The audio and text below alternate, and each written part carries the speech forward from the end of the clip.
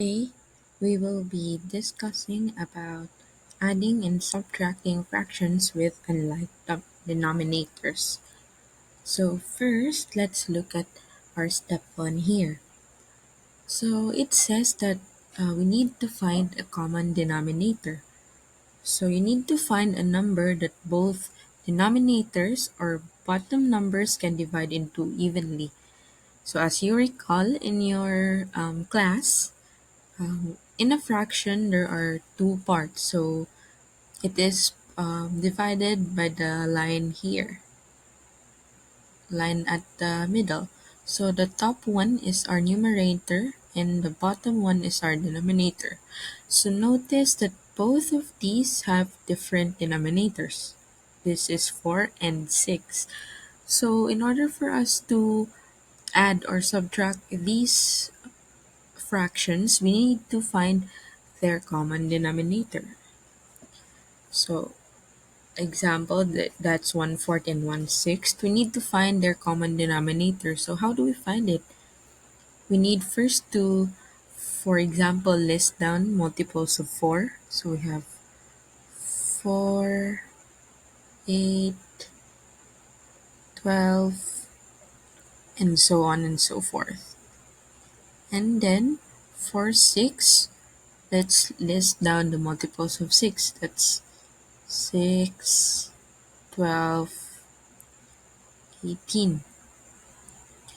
So their least common denominator, as you can see from their multiples, is the number 12.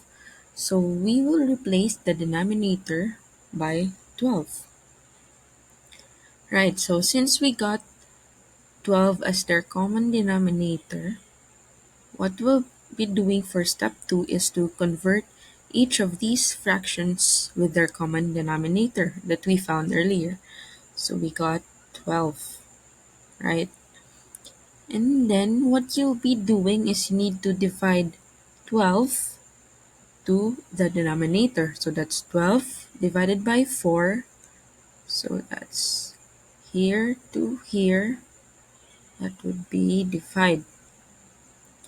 And then from the denominator to the numerator, that would be multiply. So that's 12 divided by 4, which is 3, right? Yeah, you're right, that's 3. 12 divided by 4 is 3 times 1, that's still 3. And you do the same for this fraction. So 12 divided by 6 times 1, which is equal to, yes, you're right, that's 2.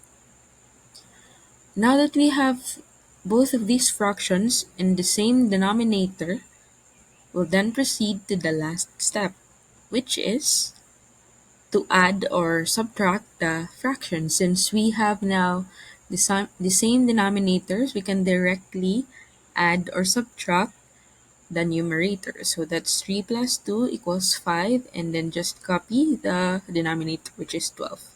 Same for subtraction, we just need to directly subtract the numerators of both of the fractions.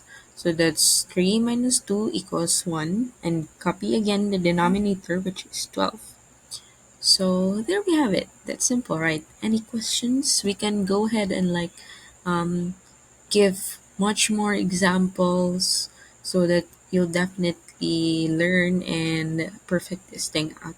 It's simple if you keep on practicing.